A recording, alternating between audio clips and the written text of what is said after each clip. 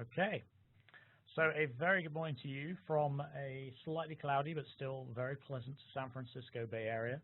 My name is Simon Thompson. I look after product marketing here at Meraki, and today we've got a very exciting webinar for you where we're going to have a chance to learn how Quixote Studios, and I hope I'm pronouncing that correctly, are using the Meraki technology. We have a couple of guests joining us today who are going to be dialing in, and so that we can talk to them about their own implementation of Meraki in this very exciting application by the looks of things.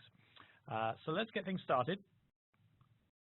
We'll have a quick look at the agenda. First of all, a quick introduction to Cisco Meraki. I'd like to make sure you all understand who we are, how we got to where we are today.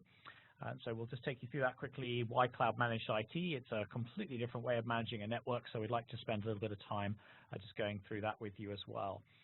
Then we'll get into introducing Michael and Joseph from Quixote Studios so that they can introduce us to their environment.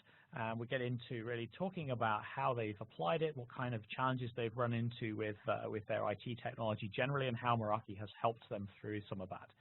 We'll also have an opportunity to have a look at their dashboard. So we're going to see not just a Meraki dashboard demo today, but also a real application of this technology in the real world. And that's something I think that's always very valuable, makes these customer webinars, I think, particularly interesting.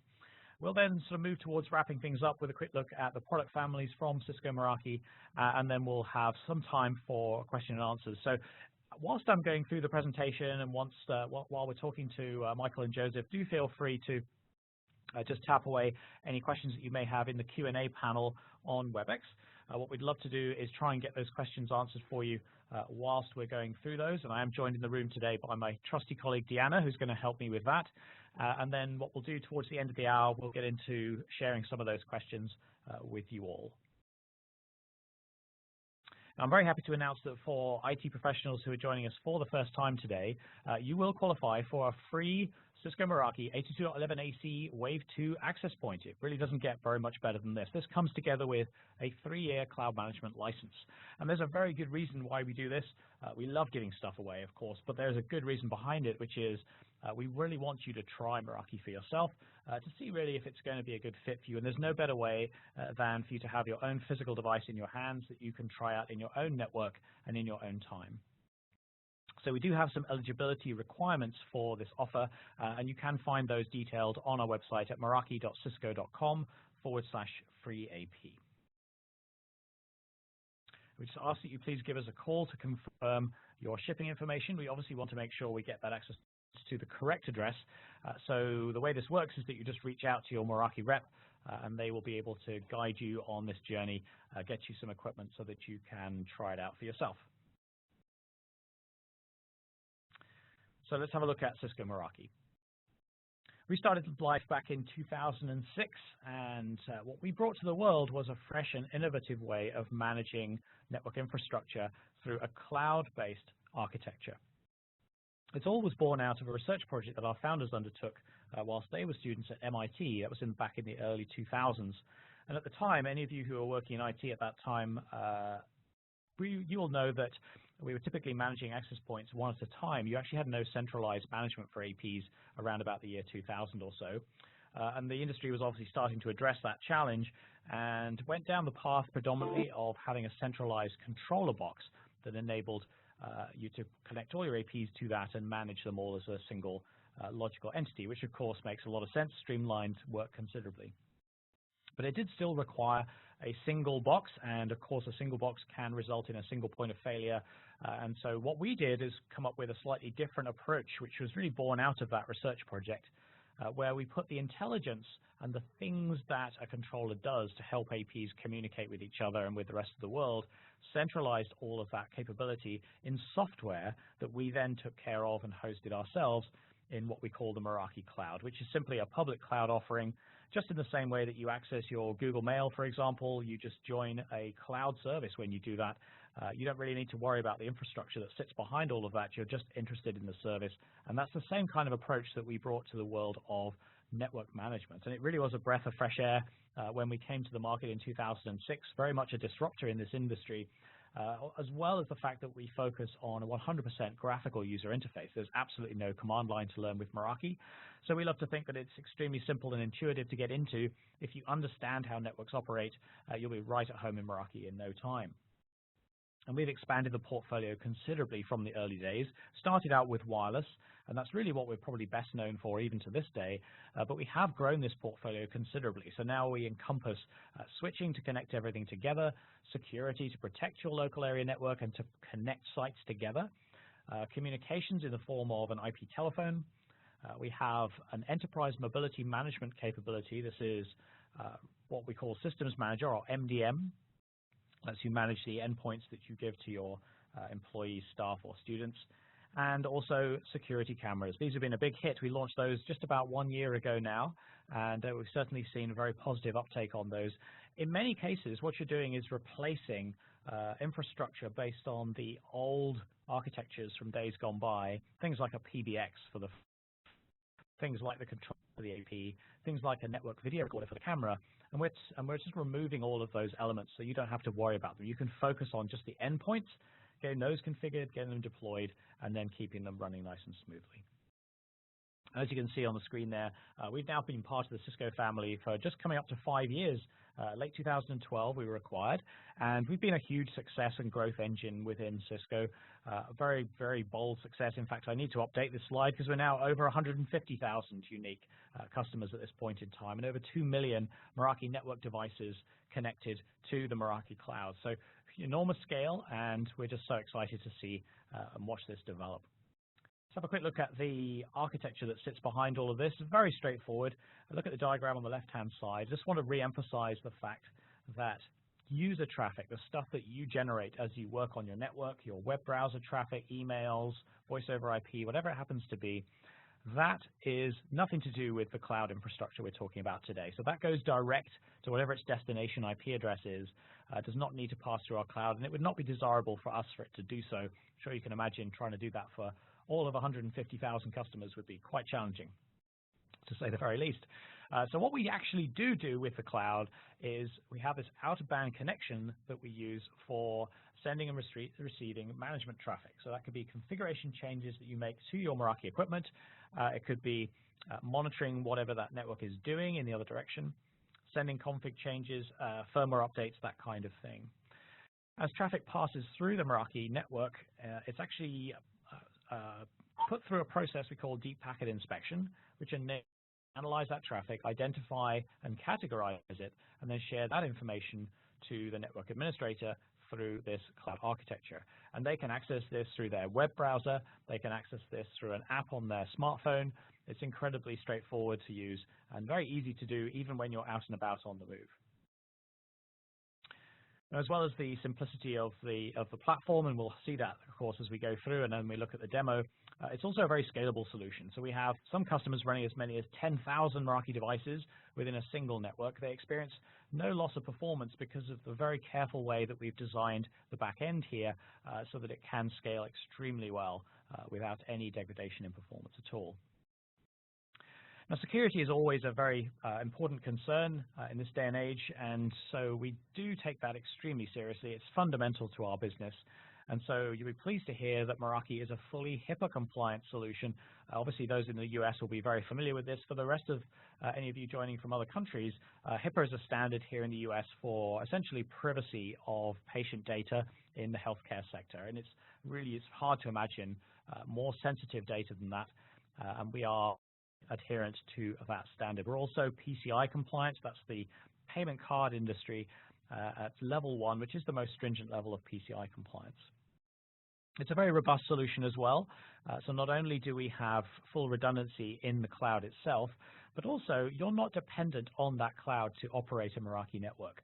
We should be very clear here that the cloud is simply required for sending config changes down to the equipment and for monitoring what it's doing, so for communication on a day-to-day basis, but it isn't fundamental to the operation of that equipment.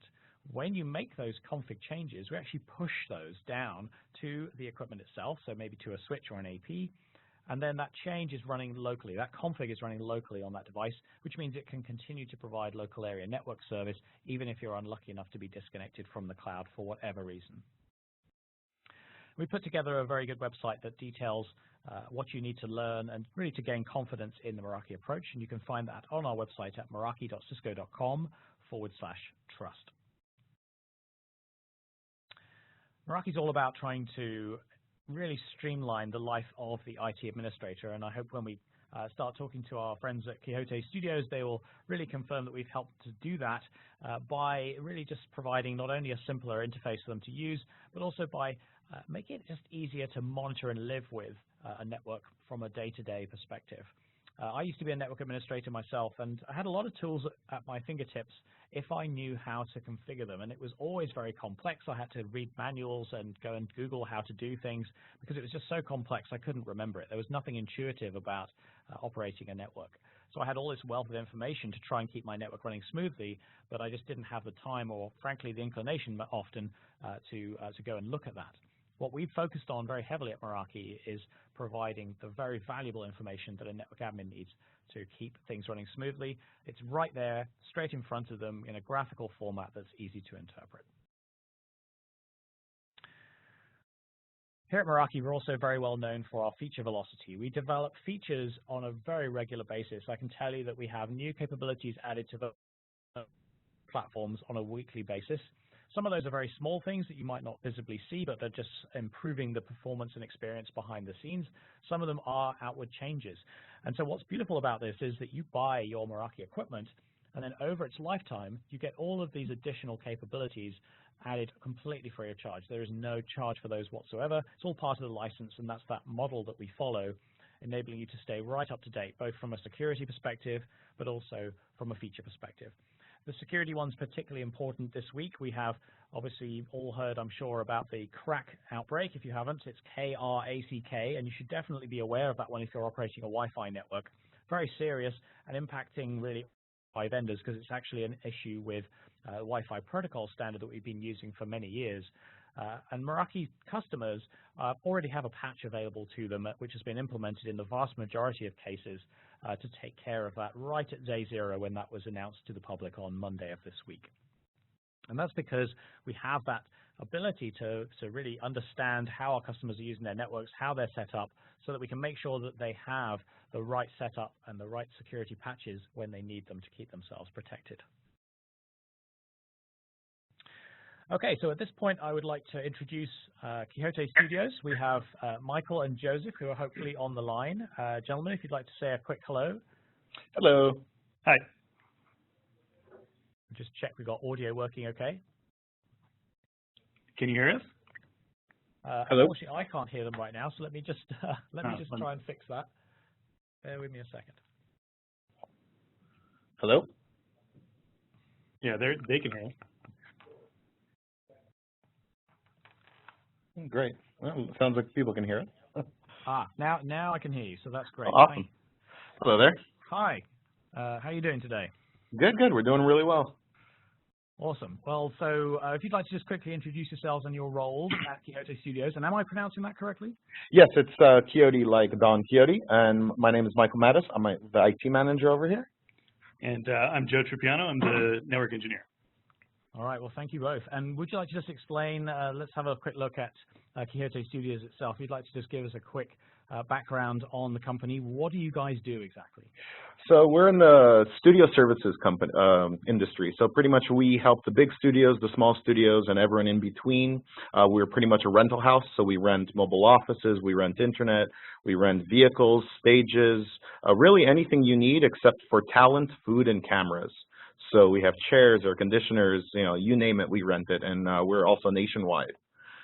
I love that. That sounded like a good tagline. Everything but talent, food, and cameras. Yep. That's awesome. So whereabouts are you based again? We're based in Los Angeles and Hollywood, California, and we have locations all over Los Angeles. We have locations in New York, New Jersey, and Atlanta, and New Orleans. All right, and I can see you already have a lot of devices out there as well, a lot of mobile devices. What would you say the proportion of people who are office-based versus sort of mobile-based in that organization? Well, I mean, we service internal clients and external clients. So our internal clients, we have a little under 300 employees. just around 300 employees. But on any given day, we support over 1,000 to 2,000 Wi-Fi devices, being people on our stage filming, people filming out in the field using our networks, things like that. Okay. All right, so let's have a look at some of the challenges that you had before Meraki came into your world. Maybe you can just describe for us, what it looks like from a technology perspective, what kind of solution you had in place, and what those sort of challenges were. Yeah. This is Joe. When I first started Quixote Studios about 3 years ago, the best word to describe our network infrastructure would probably be hodgepodge. Whatever was available in the market at the time.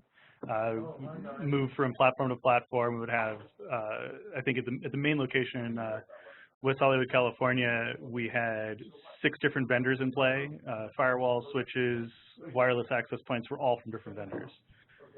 We would have stuff that just would stop working, but we had no idea why anything would be broken. We'd have to go in, to CLI, and I'd have to look at logs at 6 different devices to try to figure out, where the point of failure was.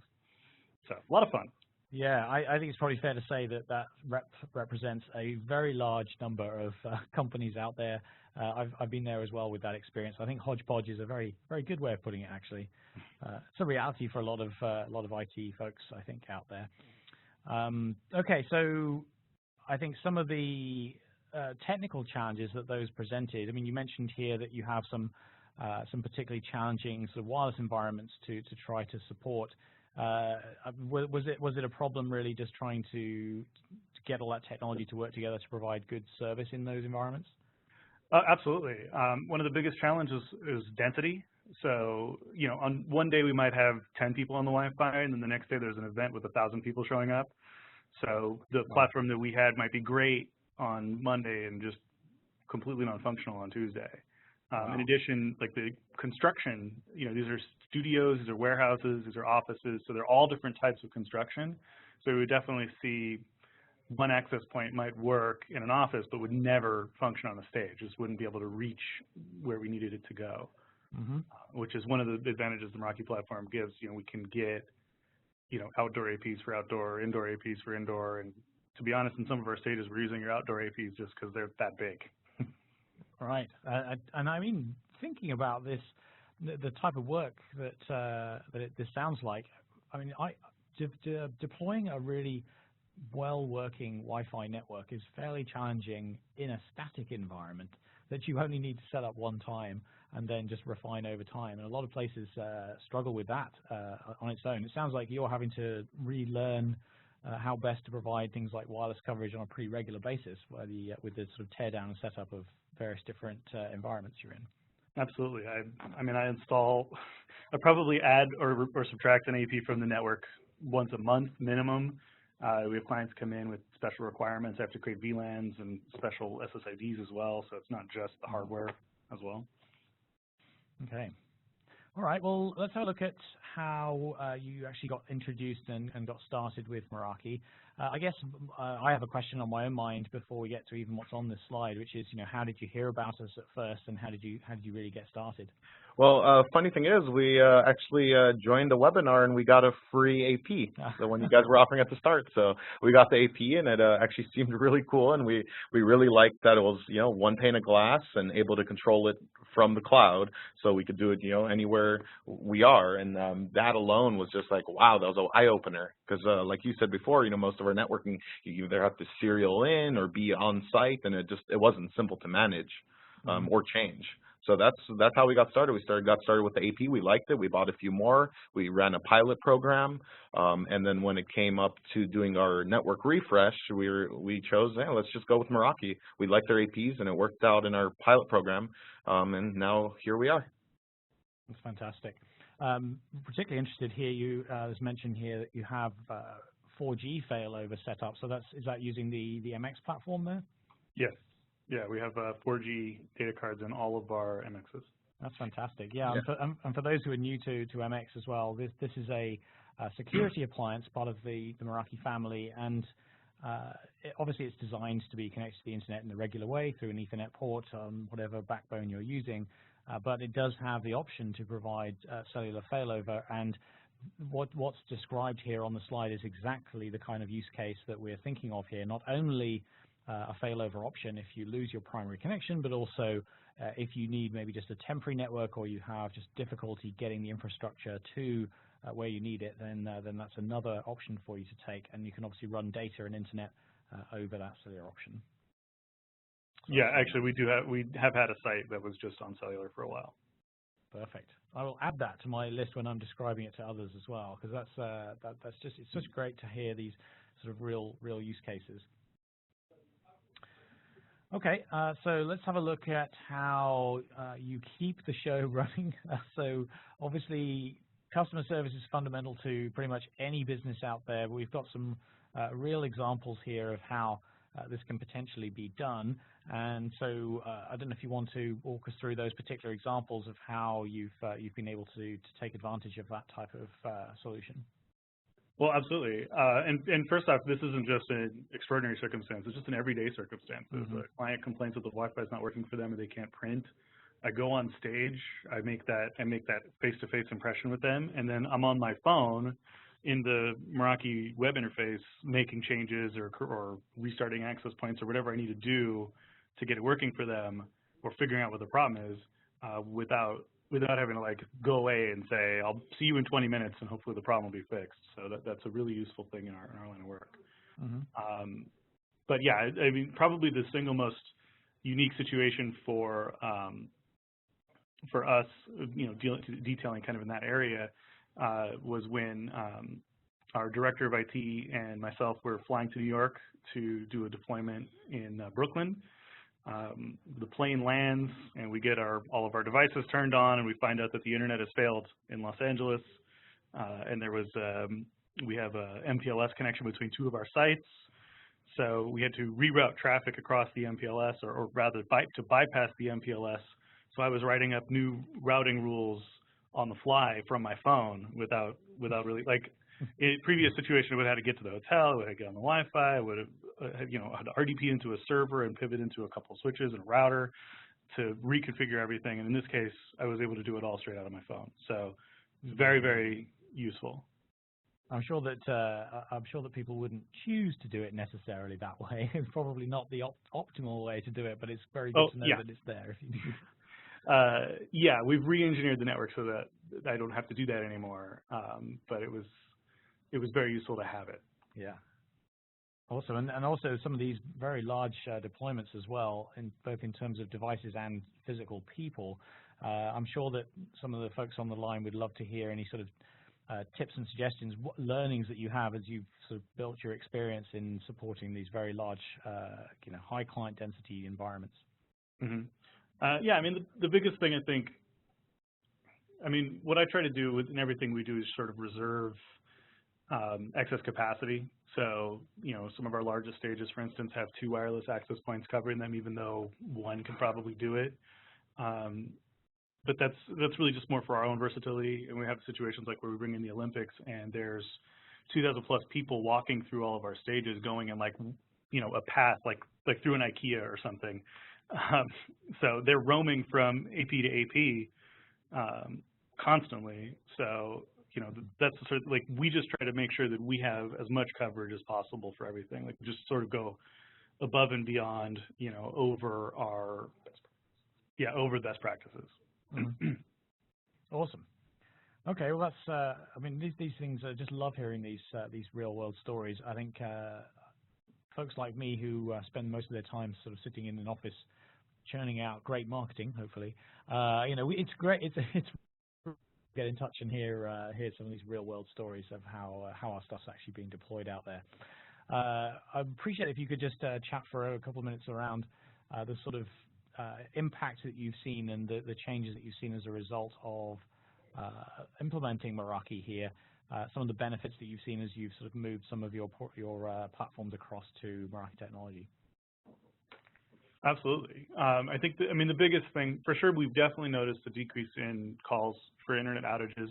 We've moved from switches that are basically unsupported, like we don't even know how old the switches were because the manufacturer couldn't tell us, to something that you know, we have full visibility. We can see if there's a bandwidth hog, we know who's doing it. We can throttle them in the app, or we can go to them and tell them to stop doing whatever it is they're doing. So there's that, and then of course the wireless is definitely more stable. We invested a lot more money into adding additional density, so when there, you know, when there are a lot of people on stage, they're covered and handled. You know, we can see more of kind of the boogeymen that were going on. So like there were a lot of times where we would have like regular internet slowdowns, or we would get reports of, you know, somebody was being a bandwidth hog or whatever. We wouldn't have any way of really like proving it, tracking down who it was or what it was. And that now, like, I can just drill right down to the client and find out exactly who was doing it and throttle them specifically, or throttle the application that they're using. So there's that. You know, we definitely have a problem with people bringing in their own access points and plugging it into our network. So the air marshal feature is extremely useful for me. Like, honestly, I didn't even know it was a problem until we got the Meraki in place. People would plug in their wireless printers to our network, and not all of them are great at, you know, at blocking the traffic. So we would occasionally have the network looped, and we wouldn't even know it was happening. Somebody would take their phone and they would plug in both of the ports in the back of the phone into 2 different jacks on the wall, which loops our network and also filters out an entire, you know, our VoIP VLAN gets filtered out in that way. So it would cause all kinds of havoc. And now I can track it down to an individual port on the wall and know exactly who's messing with our network. Yeah, those are horrible situations. I remember those badly, sort of broadcast storms and just complete disaster. DHCP all over the place. Exactly. Not fun at all. There's a good security one on here as well, which I certainly wasn't aware of until I heard about it from you guys this week, as the Aspera software. And so maybe you could explain what that is and you know, why it's particularly critical to be able to use that. I honestly wish I could explain Aspera. For whatever reason, this application is the bane of our existence. Really commonly used in the film industry for sharing files. It's sort of like a BitTorrent, but it's connected directly to the service. We got a trial with them and tried it out.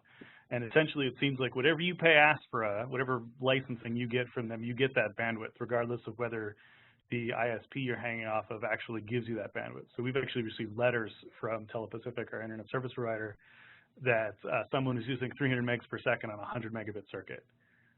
We still don't know how it's possible. So what we did was we generated our own signature for the application, basically found out what ports it's using. We kind of have an idea. We created a policy for the people we know use the application that throttles them. And sort of in working with the client and also working with Aspera and the Meraki dashboard, we're able to keep them from basically just swamp the whole network. They would fill every available port. They would just crush our internet and local internal bandwidth too. I'm not sure exactly what the deal is, but they're exploiting something in network infrastructure that, you know, like, I just fully don't understand. But once we had the visibility on layer 7, it could tell that people were actually running this application and who was running the application, then we could generate a signature from it, which is not something we could have done with the previous platform. Yeah, and that's I mean, that's another really nice example that you can customize if you need to. The Meraki interface does enable you to both firewall block, but also traffic shape based on sort of categories of traffic, things like social media traffic or gaming, Absolutely. whatever it happens to be. But of course, that's not going to capture everything, and more niche use cases like this one are obviously going to require a little bit of tweaking on the end. So it's good to hear you're able to do that. Yeah, and you know, we don't block anything. I mean, we don't do like DNS filtering. Like, you can go to playboy.com because they're a client. You can run certain applications. We obviously don't want people doing BitTorrent and downloading movies because, you know, it's our business. But we allow our clients to do anything they could do at home. We just don't allow them to capitalize the entire network and all of our internet. Right. So we do a lot of traffic shaping on our network. Cool. Great. Okay. So I guess an interesting question to ask is, you know, what's coming next? What kind of upgrades and changes you see happening, particularly ones that obviously the Meraki platforms enable you to look at? Yeah, we recently changed all of or we're in the process of changing all of our ISPs and our phone infrastructure. So we're we're changing our phones to come out of certain locations rather than having a PRI at every location, which was costing us a lot of money. So the Meraki platform definitely lets us, using QoS, lets us centralize those in a couple locations. We are curious about setting up Bluetooth tracking at some of our sites. So we have some pretty expensive assets, whether it's a very expensive light or a truck or a motorhome. So it'd be really cool using the MR72 and BLE. We can actually track those devices. So, like, you know, it'd be really cool to have, you know, a device on the truck that sends an email to our trucks department when the truck is on the lot or when it leaves the lot, so that they know if it's there or not. You know, that's going to simplify our process and actually, you know, it's a labor-saving feature. I can't. Yeah, and then we're also, in addition to setting up a trial for the Bluetooth tracking of equipment and other things like that, we're going to be doing our BYOD strategy with Meraki Systems Manager, which we actually trialed about a year ago, and it actually worked out really well, and it was a very robust solution. So that's something we're going to be, that's on a roadmap for next year. In addition to probably some more APs to cover some of the farther reaching portions of our locations, maybe some of the parking lots. We plan on putting out some more of the outdoor 72s, just to kind of give us full coverage no matter where you are in our locations.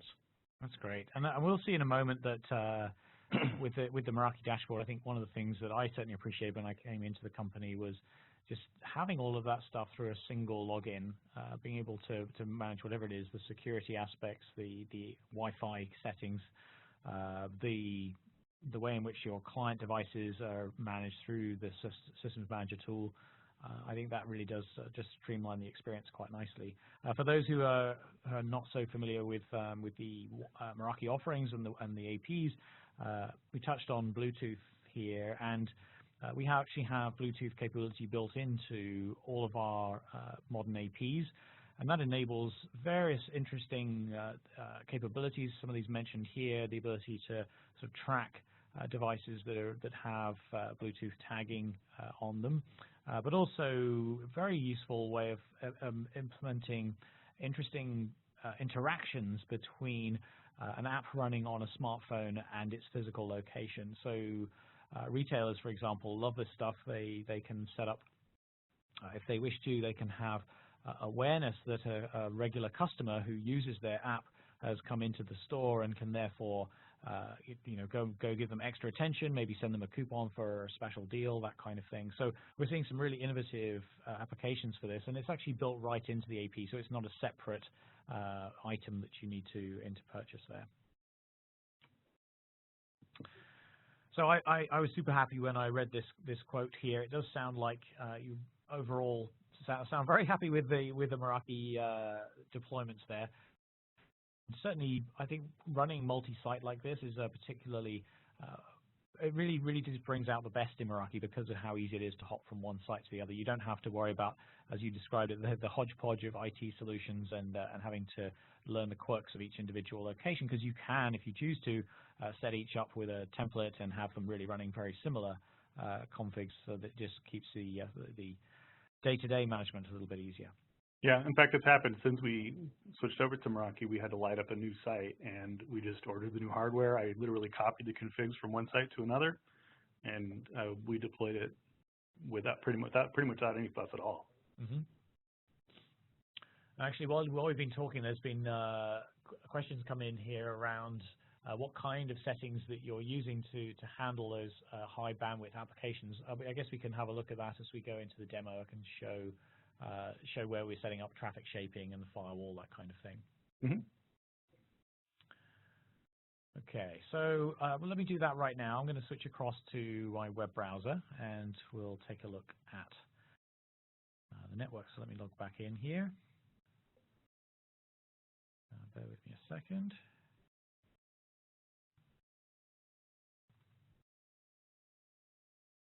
You can see we have good security here on the Meraki dashboard. We support two-factor authentication on here as well, which is exactly what it's asking me to put in right now. So let me just do that quickly.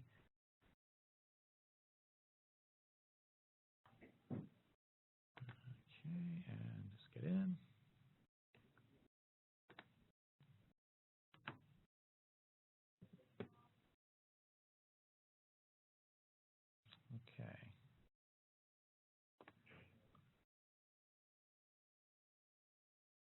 So we're looking at a network here called Fuller.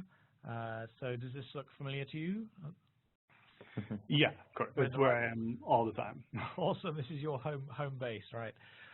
So maybe what I'll do, perhaps, just to show people who are new to this environment, just poke around some of the very typical high-level views that you might want to look at. Maybe if you'd like to identify a site which has, good healthy use and Fuller is the best example. One of the things that we talk when we talk about like scalability of networks is we sort of have categories of networks. There's like one that's just an office, one that's more like a warehouse. There's a lot of industrial use. This one is actually kind of everything. It's got a little tiny warehouse. It's got 3 big stages. It's got our accounting department is there. Our chief financial officer and chief executive officer are both there. So we have a little bit of everything at the Fuller location. So it's a pretty good example of what we do. Okay.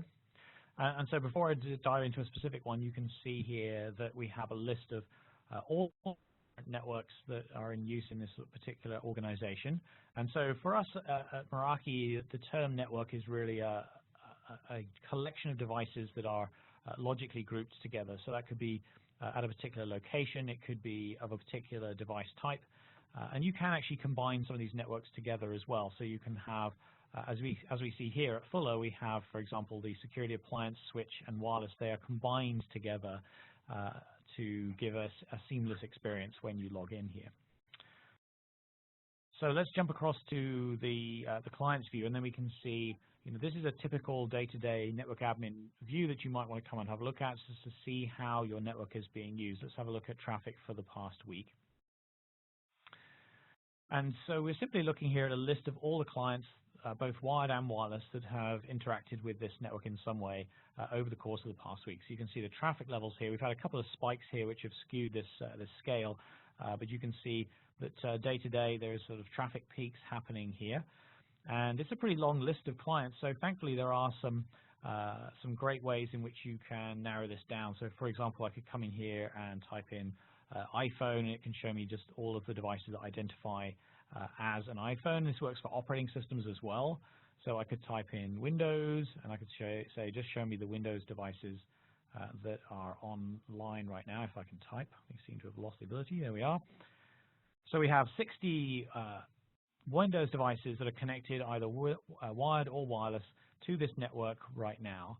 And so this really does help to narrow things down. We can obviously jump into any one of these clients. The beauty of this interface and using a browser interface rather than a command line is it's so intuitive to just jump around.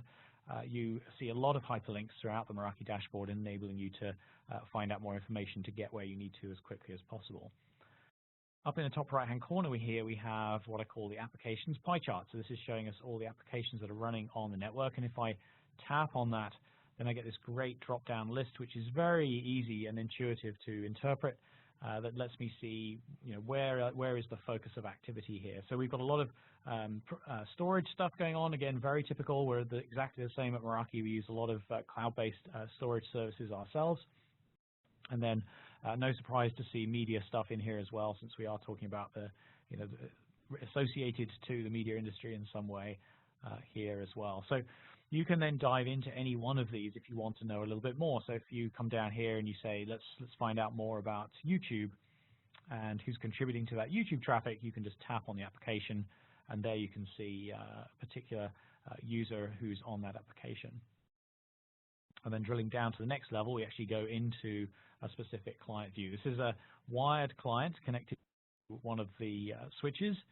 And so we get information here showing which switch and port they're on. Again, these are all hyperlinks, so I could jump straight to this equipment straight away to see what I need to, if I need to do any troubleshooting or any configuration changes.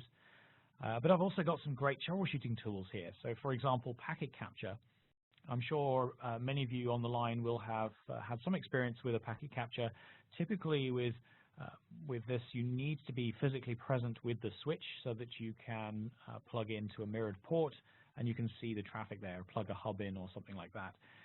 With Meraki, you can do this remotely through the Meraki dashboard. I'm sitting here in San Francisco, and I can run a packet capture on this client device if I wish to, and it gives me the output that is exactly the same as we would expect anybody to see using a tool like Wireshark, for example.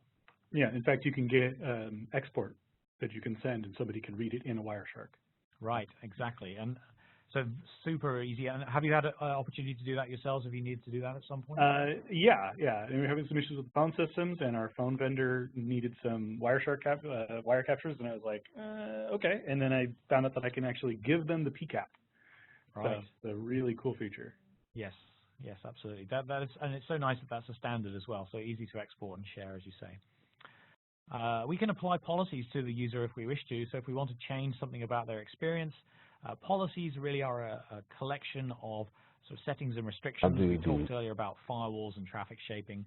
You can apply those as a bespoke policy to a user if you wish to, and you can do that manually, or you can do it automatically based on time of day, based on device type, based on Active Directory credentials, and so on.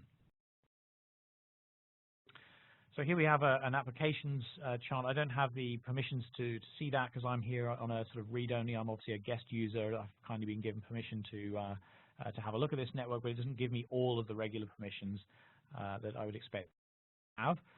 If I go back to the clients, let's find a Wi-Fi client that's online right now. Good pick. A great name. I like this name. This is one of our big users. So. Okay. All right. Who has a nickname of some sort, the way it looks of it. So we have integration here with Google Maps. It is also possible to upload your own floor plans if you wish to. If you're in a more static setup, then you can do that. And what you then achieve, you can see this blue dot here, which is giving us an approximate physical location for this client device. And we do that based on a triangulation process between the access points. And we can see which AP they're actually associated to and the signal strength. And this is live information, so it may even change whilst I'm talking. There you go. It just changed from 28 to 27 dBs. So still a pretty healthy signal there. They're on 5 gigahertz channel. And we can even see the capabilities of the device that's connected to this AP. So this one has a nice up-to-date chipset, so should be getting a pretty good Wi-Fi experience at this point in time. And again, you've got those packet capture capabilities there. And I can jump straight away and go into the access point that they're connected to, so that I can look at the the more general users. Bless you. The more general users on here. So you've got 3 clients currently associated to this AP. We can see the real live traffic throughput on the access point as well as the historical usage there. And then I've got various different tools to help me with any kind of troubleshooting, like an event log. Obviously, I can see the location, and I can set that up here in this interface as well. Tools, these are things which you might expect to see if you're used to using a command line. This is the kind of tools you'd expect. Of course, things like pings and trace routes, all available to you directly through this wide area interface, through this browser interface as well. And then from an RF perspective, obviously getting this right, especially in a high-density setup, really important to have a look at what kind of channel widths you're running, what kind of power levels you're running, so that you can really optimize. And this information is obviously going to help you to see what kind of utilization you're seeing on a specific channel that you have the AP configured on, usage, and so on. We do also support automatic meshing between Meraki APs. So you can see here we have an AP that this access point is meshed to, which means that it's not going to be using that AP for any specific reason right now, but if one of those access points lost its wired connection to the network, it would be able to hop its traffic and relay it via its mesh neighbor so that you have that automatic failover there. And again, this is 0 for you to configure, absolutely nothing to set up at all. This happens completely automatically. Yeah, in fact, it's so painless, you may want to set up notifications for it. We actually had it happen here where someone was like, the Wi-Fi is fine in the conference room, but it's a little slower than everywhere else in the building. We found out that the wire that was reaching it was cut and needed to be redone, but everything was working just fine because it just meshed to the nearest neighbor. Right. Yeah, I think there's an event log entry for that, but I don't recall whether there's actually an alert. Yeah, it was it was like right after we had implemented it, before we had turned on and tweaked all the notifications. So there is a notification to say if your AP goes to mesh. Great. Okay, well, yep, this is the kind of thing exactly what we love to hear on these webinars is how the real world experience is, because we imagine that this is the use case and that it's going to be a benefit, but it's great to hear that it does actually help in the real world too. You mentioned Air Marshal. Let's have a quick look at Air Marshal. So for those who are unfamiliar, Air Marshal is built-in technology within Meraki APs. It's actually a separate radio chip that we use within the access point, which enables us to scan in real time right across the 2.4 and 5 gig bands. And we can do that simultaneously while serving clients because it's a dedicated radio for this purpose. And that's going to enable us to see any devices or SSIDs that exist which we haven't actually checked out ourselves. So you can see here there's a list, and quite often it's very common to see a lot of stuff in here. The real issue is identifying problem areas where you know that something is inappropriate and you need to deal with that. Just look at the number of other SSIDs. I'm guessing that you have a very dense environment in terms of Wi-Fi coverage with your neighbors. Would that be accurate? Oh yes. Yeah. They just built an 8th floor. Actually, they built 3 8th-floor buildings right across the street from our property, and people just started moving in a couple weeks ago. So that list has been growing quite steadily. Yeah, it's incredible. I don't think I've ever seen that many SSIDs picked up on Air Marshal. That's amazing. Yeah, we also have 6 MR72s at this location, so they're picking it from a pretty wide range. Right. Yep. So really the way in which this tool is going to be useful to you, especially if you are in a multi-tenant setup as here, you've got to be a little bit careful about how you use this because you do have the power here to effectively prevent users from associating to a specific SSID. And so the clear intent here is that you're protecting your own environment from any rogue use. You guys mentioned that you've had this yourselves, and so this tool is designed to help you identify that. I think one of the tools that's particularly useful here is being able to put in keyword containment. So let's say, for example, that we wanted to put in Quixote as a keyword. So if anybody then created an SSID with Quixote in that name, we would automatically prevent clients from associating to that. So again, a very powerful tool available to help protect your environment. Is there anything specific that you wanted to show us, guys? Because we're obviously mindful of time. We've got about 10 minutes remaining. Mm-hmm. I don't know. Maybe somebody was asking about traffic shaping, so we do have plenty of that. Okay, let's have a look at that. So we'll have a look at on the Wi-Fi would be better, do you think? We actually do it at every level. I figure it's so better than having a lot of buffers all over the network. Security appliance. I'm definitely going to be doing that Quixote thing. I didn't know about that feature before.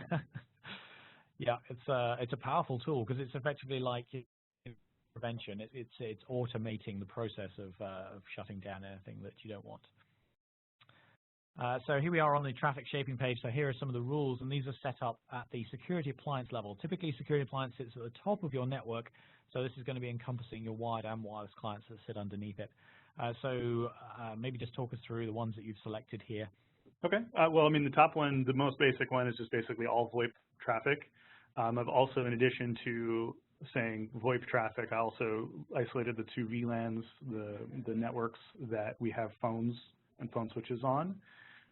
Then right below that, this is basic bandwidth throttling for all of our public VLANs. So we have a couple tenants, and we have our public Wi-Fi. They're both throttled at 40 megs by default. And then I have a very specific VLAN that's set up for our Aspera users that's throttled at a slightly lower level. Mm-hmm. And you can see I'm using priority too. So like I'll say, obviously VoIP gets maximum priority because of QoS, but then the Aspera users get the lowest priority because they're going to be stealing bandwidth from everybody anyways. Right. So it sounds like yes. Okay. Yeah. I mean that's great to see as well because.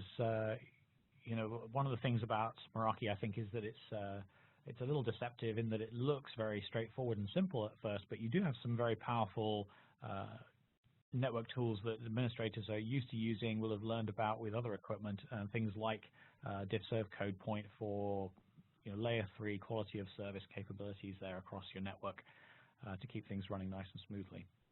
Yeah. There's obviously so much that we could show here. The dashboard has a wealth of capability built into it, and I think if you're attending the webinar, you're interested in learning more. We have a number of different webinars covering both at a general level, but also within specific products where we have the time to go into a little more depth around the capabilities there. And obviously, trying the equipment for yourself is really the best way to start learning this. So what I'll do here is flip back to the slides, and we'll just get things moved towards a conclusion and have a look at some of the questions that have come in. So let's have a quick recap of the product families from Meraki. First of all, Wi-Fi, we talked about that extensively with Quixote. They're using both indoor and outdoor wireless access points.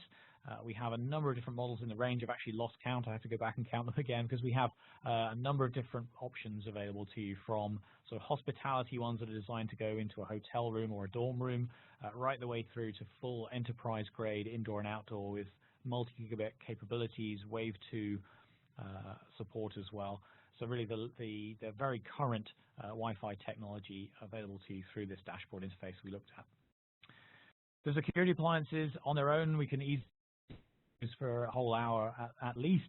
Frankly, there is so much capability packed into these devices. I try very, very hard to prevent our sales folks from referring to this as the Meraki firewall. Happens a lot, but that firewall is just one of the security capabilities on this box, and it has a wealth of those. Also enables you to set up site-to-site VPNs and also do software-defined wide area networking, SD-WAN, between your locations to really optimize forwarding paths for things like voice. Ethernet switches to connect everything together. Again, we have a range, both layer 2, layer 3, at the access layer and also at the aggregation layer, with some very high performance aggregation switches, 40 gig uplinks and so on, so that you can really deploy a pretty large network with Meraki. And of course, you retain all of that visibility and capabilities like packet capture that I showed you earlier. Systems Manager is what we call our MDM or EMM tool. So there's so many different acronyms in this area of technology, but BYOD is one of the ones to think about here, which is a capability for setting up home users coming into your network and configuring options for their devices, managing applications, and so on. Communications, I think, speaks for itself. It's really just one device right now, and it's the telephone. It's only available in the United States and Canada, but this is a really nice, simple solution. If you don't have wildly complex voice requirements, you just need simple dial-up voice. You need a phone on your desk. You want a speakerphone, that kind of thing. It's a great little device, and of course, again, all managed through the same interface. And then last but not least, the security cameras. These have been a really big hit for us, which I think tells us a lot about how unpopular existing incumbent solutions are out there. This really is a superb solution for letting you view video right in the dashboard. We have a completely different approach to storage, where it's actually held locally on the camera, enabling you to very quickly find video movement, that kind of thing. You have a motion search feature. You have heat maps in there, so you can see where you're seeing most people moving and so on. Really nice capability. And I should stress, well, obviously we talked about a free AP for this webinar, but we do have free trials of anything from the Meraki stack. We're really very keen to get this technology into your hands. So even if it's not APs that you're first interested in, do reach out to us. We'll be very happy to set you up with some equipment. And then I think last things I need to say before we look at a couple of questions is do please, as I said, reach out and get yourself some equipment to start trying out for yourself, put it through its paces, make sure it does what you need it to do. We're also always very keen to encourage anybody interested in Meraki to sign up to our blog, not only because we spend hours and hours writing great content on it, but also because we think it's valuable to you. And if you are interested in learning what we're up to, how we've, for example, protected all of our customers from the crack vulnerability that we heard about earlier this week, that's the place to go to learn all about that, and you can subscribe there so you get it straight into your inbox too. So with that, I think what I'll do is just have a look at a couple of the questions that have come in. Time is actually against us. We've had a lot to cover in this hour, so this is all good stuff. So let me read out a couple of questions that have come in. So this is really a question for you gentlemen from Quixote. If you're in filming in sort of wild locations like mountains or off the grid somewhere, how do you provide that connectivity? And it sounds though as we have various different options for doing that with Meraki as well. Yeah, I mean, we use 4G connectivity. We're not currently, a couple of our vehicles have Meraki APs on them, but we're not currently using it for most of them. But we're using 4G with a little wireless access point. Okay.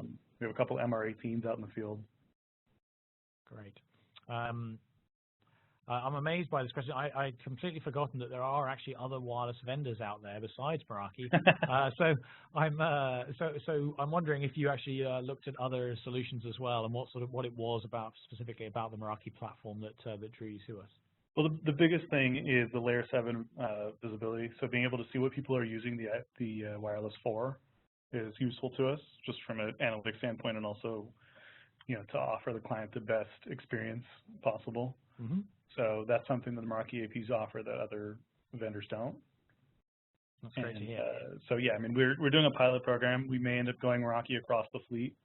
That is something like 300 endpoints that we're talking, or 300 different nodes that, it's a pretty big project, but it is something we're considering. Awesome. We've got a particularly enthusiastic attendee here who's wondering if we can fly them to Southern California so they can see all this stuff for themselves. So it's a little optimistic. Let's start with the free AP and see how you get on. Yeah. Okay. So I'm just scanning down through the list here. Deanna's done a great job answering a lot of these questions as they've come in. They're fairly generic questions. Let's see. So we've covered that one already.